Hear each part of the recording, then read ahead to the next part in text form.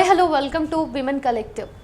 మన సమాజంలో పెళ్ళి అనే ఒక వ్యవస్థ మన సమాజాన్ని నడిపిస్తుంది అంటే కాదు అనే వాళ్ళు ఎవరు ఉండరు.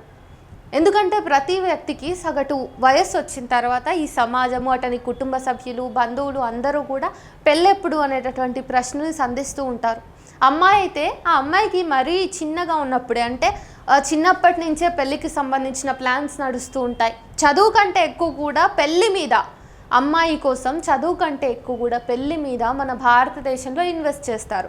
ఫర్ ఎగ్జాంపుల్, అబ్బాయిని కాన్వెంట్కి పంపిస్తే అదే అమ్మాయిని సాధారణ స్కూల్కి పంపించి మిగిలినటువంటి డబ్బుల్ని ఆ అమ్మాయి కట్నం కోసమో, లేకపోతే రేపటి నాడు పెళ్లి చేయడానికో, లేదంటే మెచ్యూరిటీ ఫంక్షన్ చేయడానికో ఉపయోగించాలని చెప్పేసి తల్లిదండ్రులు ఆడపిల్లలకి చిన్నప్పటి నుంచే పెళ్ళి అనే విషయంలో చాలా పెద్ద పీట వేస్తారు.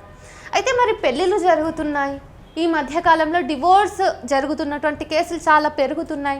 అంతేకాకుండా ఇంత అప్డేటెడ్ సమాజంలో మహిళలు కూడా పురుషులకు ధీటుగా పనిచేస్తున్నటువంటి నేటి సమాజంలో ఆకాశానికి కూడా అమ్మాయి వెళ్ళి అంతరిక్షంలో కూడా పనిచేస్తున్నటువంటి కాలంలో ఇంకా ఈ రోజుకి కట్నం కోసం వేధింపులు జరుగుతున్నాయి, కట్నం కోసమే అమ్మాయిల్ని చంపేస్తున్న దాఖలాలు ఉన్నాయి అని చెప్తే ఎంత సిగ్గుచెట్టు మనకు.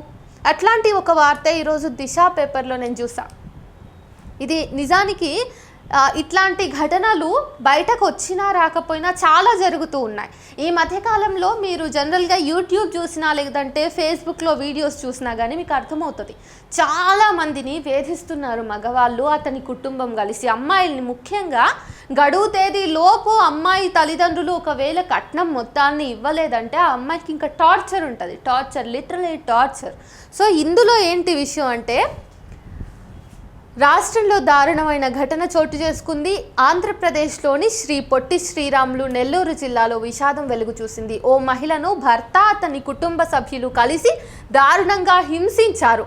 ఎందుకు తెలుసా? ఆ మహిళను కట్నం కోసం భర్త, అత్త, మామ వీళ్ళందరూ కూడా ఆడపడుచుతో సహా గత కొంతకాలంగా తీవ్రంగా వేధిస్తూ చిత్రహింసలకు గురి చేస్తున్నారట. అయితే ఈ క్రమంలోనే కొన్నిసార్లు ఆ కుటుంబ సభ్యులు ఆ అమ్మాయి మీద దాడి కూడా చేసిండ్రు. అయితే ఈ తరుణంలోనే జరిగింది ఏంటి అంటే, మొన్న వీళ్ళందరూ కూడా ఇంకా ఎక్కువ కోపానికి అరే ఇన్ని రోజులైంది ఇంకా మాకు కట్నం వస్తలేదేంటి అని చెప్పేసి ఆ అమ్మాయి చేత రంగు నీళ్లు తాగించేసి, ఆ తర్వాత కొంచెం కూడా మానవత్వం లేకుండా అమ్మాయిని బట్టలిప్పి నగ్నంగా తయారు చేసి, అంటే వివస్త్రను చేసి ఆమెని కొట్టి చచ్చిపోయే వరకు కొట్టినరట. చూడండి, తల్లిదండ్రులు కనీసం పిల్లల పెళ్లి చేయాలనుకున్నప్పుడు పిల్లల పెళ్లి గురించి కాకుండా పిల్లల మీద డబ్బులు ఇన్వెస్ట్ చేయాలనుకుంటే వాళ్ళు చదువుల కోసం ఇన్వెస్ట్ చేయండి.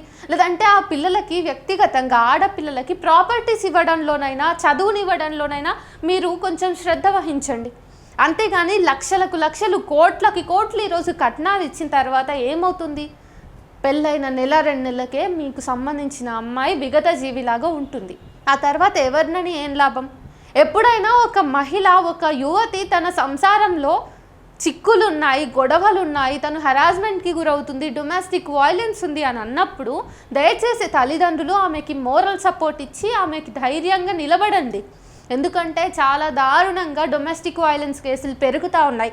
ఈ మధ్య కాలంలో మరీ ముఖ్యంగా మాట్లాడుకోవాలంటే అసలు మహిళలకి ప్రత్యేక చట్టాలు ఎందుకు అనేటటువంటి ఒక వాదన మొదలైంది. మరి ఇట్లాంటి నేపథ్యంలో మీ ఆడపిల్లని మీరు ఎంత జాగ్రత్తగా చూసుకోవాలి? ప్రతిసారి చెప్పాల్సిన మాటే మళ్ళీ చెప్తున్నాను, ఎందుకంటే సొల్యూషన్ ఒక్కటే ఉంటుంది.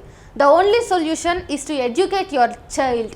గర్ల్ చైల్డ్ని ముఖ్యంగా ఎడ్యుకేట్ చేయండి. ఆ తర్వాత మీ అమ్మాయిలకి కావాల్సినటువంటి సెల్ఫ్ డిఫెన్స్ కోర్సుని ఇప్పించండి. పర్వాలేదు పెళ్ళికి ఇన్వెస్ట్ చేయకపోయినా. సో పెళ్ళి మీద ఇన్వెస్ట్ చేసే డబ్బుని చదువుల మీద ఇన్వెస్ట్ చేస్తే తర్వాత ఇట్లా మ్యారేజ్లో ఏదైనా ఇష్యూస్ వస్తే అమ్మాయి ఆ మ్యారేజ్ బయటకు వచ్చి తన కాళ్ళ మీద తాను నిలబడి పోషించుకోగలుగుతుంది.